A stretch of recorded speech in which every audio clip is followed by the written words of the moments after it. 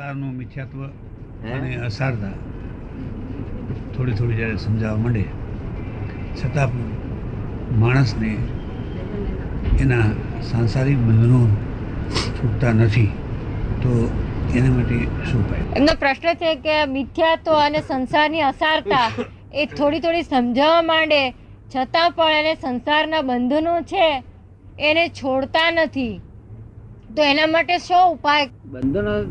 બંધનો છોડે કે ના છોડે તેને કઈ જરૂર જ નથી. આપણને સંસારના બંધનો આપણને બાંધી શકે એમ છે નહીં. એવું વિતરાગોનું જ્ઞાન છે. કેવું છે? વિતરાગોનું જ્ઞાન એવું સુંદર છે. વિતરાગો એટલે સર્વજ્ઞ, જેટલા સર્વજ્ઞ થયા એમનું જ્ઞાન એવું છે કે આપણને કોઈ પણ બંધન આપણને બાંધી શકે એમ છે જ નહીં. પણ આપણી જાતને ઓળખો કે એવી આપણી જાત છે કે કોઈ ચીજથી બંધાય નહીં. એવી આપણી જાત છે. જાતને ખોળો કે છે. શું કે છે? એનું જ્ઞાન કરો. એવો આત્મા છે. શું? અને એ જ આત્માનો આ જ્ઞાનથી હું તમને આ બધું આપું છું. સમજે ને? સહેજે બંધનમાં ના આવે. આ મારી બંધનમાં નથી આવતા 2 વર્ષથી. કઈ બંધનમાં આવા કોઈ જગ્યાએ એક ક્ષણ વાર ને એવો આત્મા તો એમને જડી ગયો. માણસ કર્મ કર્યા વગર રહી શકતો નથી. માણસ કર્મ કર્યા વગર તો રહી શકતો નથી. એ કર્મનો સવાલ નહીં. કર્મ કેટલા થાય પણ તે આત્માને લેવા દેવા નથી. એ જ્ઞાન એને તારી શકે કે ભક્તિ તારી શકે? તો એને જ્ઞાન તારી શકે કે ભક્તિ તારી શકે? તો એને જ્ઞાન તારી શકે કે ભક્તિ તારી શકે? એ ભક્તિ, જ્ઞાન વગરની ભક્તિ એ સંસારમાં ભૌતિક સુખો આપનારી છે. શું છે? જ્ઞાન વગરની ભક્તિ એ સંસારના ભૌતિક સુખો આપનારી છે. અને જ્ઞાન સહિતની ભક્તિ એ જ્ઞાન જ કહેવાય છે. શું છે? ભક્તિ વગરનું જ્ઞાન હોય અને ભક્તિ વગરનું જ્ઞાન હોય તો પછી ભક્તિ વગરનું જ્ઞાન, એ ભક્તિ વગરનું જ્ઞાન હોય જ નહીં કોઈ દાડે. એ તો શુષ્ક જ્ઞાન કહેવાય. એટલા કમ કહેવાય. એ સાચું જ્ઞાન જ નથી. એ સાચું જ્ઞાન, એ વિદ્વતા છે. જ્ઞાન હંમેશા ભક્તિ સાથે રાખે જ. આ હું જ્ઞાન આપું ને એટલે નિરંતર 24 કલાક આ બધાને લક્ષ્મણ દાદા રહ્યા જ કરે. નિરંતર ભક્તિ. એ ભક્તિ એટલે કલાક નહીં, નિરંતર ભક્તિ.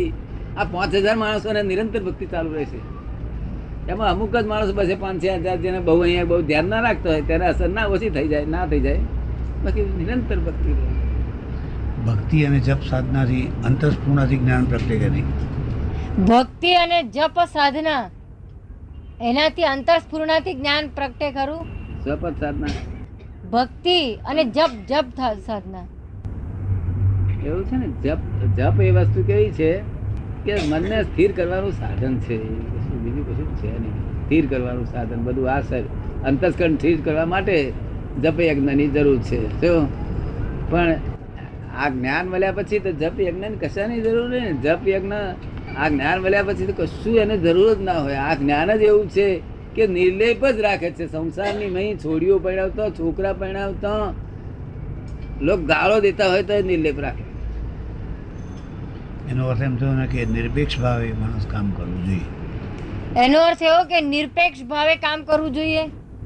નિરપેક્ષ ભાવે નહીં, તમે જેવી રીતે કામ કરવું હોય તેવી રીતે કરો. આ જ્ઞાનને સમજો. તમે અપેક્ષા તો બંધન કરે ને? અપેક્ષા તો બંધન કરે ને. નહીં, અપેક્ષા પણ મારું કહેવાનું જેને અપેક્ષા થાય છે ને તે તમે પોતે નથી. જેને બંધન થાય છે તે તમે પોતે નથી. એ તમારી જાતને જાણો. શું કહ્યું? અને એ જ જાત હું દેખાડું છું. તે જાત મારી તેના ખુદે છે ને 8 વર્ષે લવાડા થઈને. તમારી જાતને જાણો અને એ જ આત્મા છે. એ જ સેલ્ફ છે ને એ જ સેલ્ફનું રિયલાઇઝ કરી લો કે છે. કોઈ કાળે બંધાય નહીં એવો છે. તો કામ, ક્રોધ, લોભ, મોહ, અહંકાર છોડવા માટે ઉત્તમ રસ્તો ફક્ત જ્ઞાન જ છે. અને જ્ઞાન આ કાળને સમન્વિત છે. એ કહે છે તો પછી કામ, ક્રોધ, લોભ, મોહને છોડવાનો રસ્તો એક જ્ઞાન જ છે અને એ જ્ઞાન આ કાળને માટે સમન્વિત છે.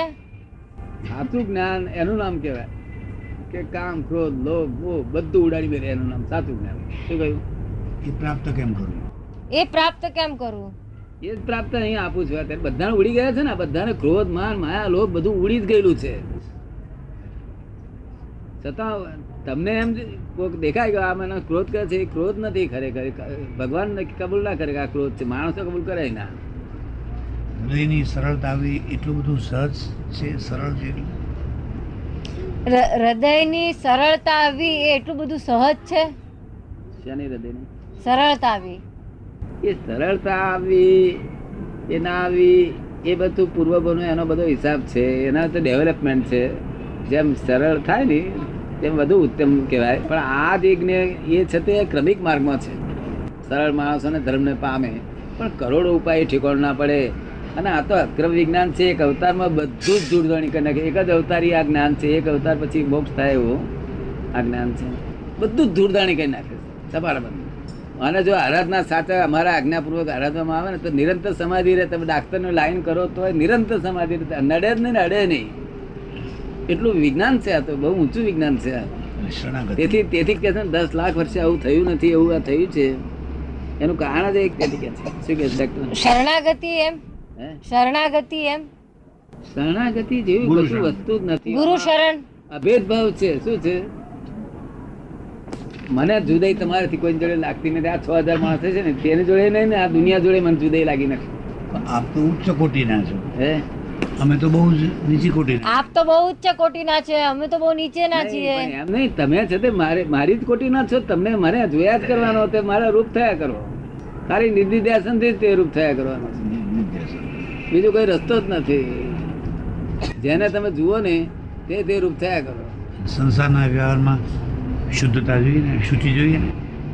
સંસારના વ્યવહારમાં શુદ્ધતા, શુચિ જોઈએ ને. એ બધી આવવી જ જોઈએ. શુદ્ધતા એટલી બધી આવવી જોઈએ, શુદ્ધતા એટલી બધી આવવી જોઈએ કે આદર્શ કહેવાવો જોઈએ. કેવું વર્લ્ડમાં કોઈ જોઈએ ના હોય. કોઈ આ ક્રમિક માર્ગના સાધુ આચાર્ય કરતા ઊંચા ઊંચો વ્યવહાર હોવો જોઈએ. વ્યવહાર એવો સહેજે ના હોવો જોઈએ. અમારો વ્યવહાર તો બહુ ઊંચો હોય અને બધું હોવું જ જોઈએ. આ ડાક્ટર વિજ્ઞાન એવું છે. આ વિજ્ઞાન હું જે આત્મા દેખાડું છું એ કેવળ જ્ઞાનનો આત્મા છે. અને આ જે જગતના લોકો આત્મજ્ઞાન કરે છે એ શાસ્ત્રીય આત્મજ્ઞાન છે. કેવું છે? પણ પાત્રતા અને અધિકારીત્વ વગર આ જ્ઞાન કેમ પચે અથવા સમજાય? પાત્રતા કે અધિકારી વગર આ જ્ઞાન કેમ પચે? પાત્રતાની કે અધિકારીની જરૂર જ નથી. અહીં તો બાહ્યાચાર એ શું છે? ખરી રીતે આખા જગતમાં બાહ્યાચાર, આ લખો જગત બાહ્યાચાર ઉપર બેઠું છે. એ બાહ્યાચાર એ ઇફેક્ટ છે. શું છે? એ કોઝ જ નથી. એટલે અમે કોઝ ઉડાડી મેળીએ છીએ. ઇફેક્ટ ના ઇફેક્ટ તો એની જે હશે તે દોઈ જશે. એની મેરે કોઝ ઉડાડી મેળવી છે. કોઝ એટલે ઊંધી રોંગ બિલીફ કે હું આ છું, હું રસિકભાઈ છું અને આનો ફાધર છું, આનો મામા છું, આનો કાકો છું. એ બધી વિકલ્પો છે. એ બધી વિકલ્પો ઉડાડી મેળવીએ છીએ. નિર્વિકલ્પ દશા ઉત્પન્ન થાય છે. તમે ફરી એક ફરો બેસો જો જ્ઞાનમાં, હું તમને એક્ઝેક્ટલી બતાવું. આ તો આ જ્ઞાન તો તરત જ ફળ આપનારું છે. કલાકમાં બધા જ ફળ આપનારી. ચારેય પ્રકારના ક્રોધ, માન, માયા, લોભ બધું જ જતું રહે. ઊભું જ ના રહે ને. પણ તે અમારા કયા પ્રમાણે આરાધના કરે તો પછી પોતાની સમજણ નાખે મીઠું મરચું તો પછી કડી હતી એની દૂધપાક ને કડી બનાવી દે.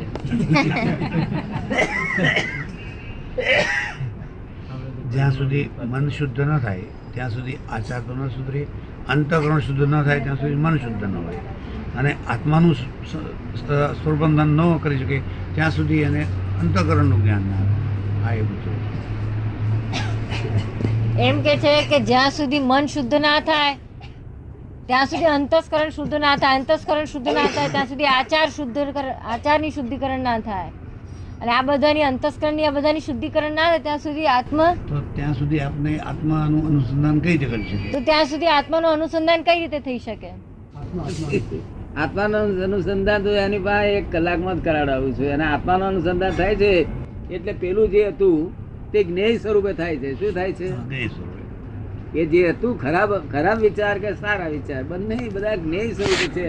સારો વિચાર છે તોય જ્ઞેય છે અને ખરાબ વિચાર છે તોય જ્ઞેય છે. તમે સમજો ને? આ બધી ઇફેક્ટ છે. એટલે હું બધા ચીડ્યો નથી કોઈની પર. આટલું બધું એવા છે તમે શું હું કોઈ દા ચીડ્યો ને? કારણ કે ખરી રીતે તો ખોટું કર્યું હોય તો મને પહેલું લાગવું જોઈએ. ગુરુ અથવા ગુરુની શક્તિથી જ પામી શકાય ને. તો ગુરુની શક્તિથી જ પામી શકાય ને. ગુરુ કૃપા અને ભગવાનની કૃપા અંદર નહીં. ભગવાનની કૃપા આ બીજે બધે શું કરવામાં આવે છે કે દેહ સાથે ભગવાન પોતાની જાતને ધરાવે છે. શું છે? અહીંયા આગળ હું જેવા તમે ભક્ત છો એવો હું પણ ભક્ત છું. સમજ પડે ને? આ ભાઈ દાદા ભગવાન તો અંદર બેઠા છે તે આ તો એમ પટેલ દેખાય છે. સમજ પડે ને? હું પોતે જ છે તે દાદા ભગવાનને નમસ્કાર જય જયકાર બોલાવડાવું છું ને. એટલે હું ભક્ત છું ને તમે ભક્ત છો. અને દાદા ભગવાન એ ભગવાન છે, 14 લોકનો નાથ છે, માગે એ વસ્તુ આપે એવો છે. શું કહ્યું? આ તો મંદિર થઈ ગયેલું છે. અને આ જે બોલે છે એ ઓરિજિનલ ટેપ રેકર્ડ છે. આ ઓરિજિનલ ટેપ રેકર્ડ, આ સેકન્ડરી ટેપ રેકર્ડ. સમજ પડે ને? આ ભગવાન બોલે કરે નહીં તો આ બોલે છે એને ભગવાન કે તો આને ભગવાન કે તો આને ભગવાન કહેવા પડે ને. વૈજ્ઞાનિક શું કે ભગવાનને આ બધું હરખું હોય નહીં. શું? એટલે ક્રોધ માન માયા રોગ જવા જ જોઈએ. અને ગયેલા જ છે આ બધાને. એનો પ્રૂફ મારે આપવાનું. કેવું? સમજ પડે ને? ક્રોધ હંમેશા કેવો હોય? એની વ્યાખ્યા શું હોય? કે હિંસક ભાવ સહિત હોય. કેવો હોય? હિંસક ભાવ સહિત હંમેશા જ્યારે ક્રોધ થાય ત્યારે એની પાસે હિંસક ભાવ હોય જ. શું હોય? અને તોતો પણ હોય. તોતો એટલે ફરી પાછો યાદ આવે. ફરી હોમ માણસ ભેગો થાય ને તો તરત એની મેરે યાદ આવે. એમ તોતો હોય. આ છે તે ક્રોધ કેવો હોય? હિંસક ભાવ બિલકુલ ના હોય. તોતો પણ ના હોય. સમજ પડે ને? એટલે થઈ ગયું પછી એનો તોતો જ નહીં, યાદ જ નહીં. ઇફેક્ટ ઘૂસી જાય. આ સમજવા છે?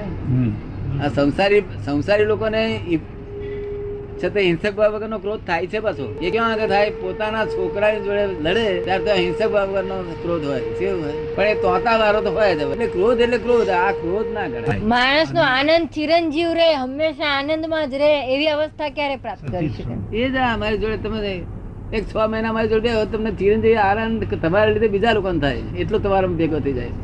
એનાથી સંસારને છૂટવું આવશ્યક છે. એનાથી સંસારને છૂટવું આવશ્યક છે. છૂટવાની કઈ જરૂર નથી. તમે સંસારની દવાખાનું ચાલવા દો નિરાતે. એમ પટેલ નામનો ધંધો ચાલે છે ને, એવું કશું છૂટવાની જરૂર નથી. છૂટા જ છો જ છૂટા તમે.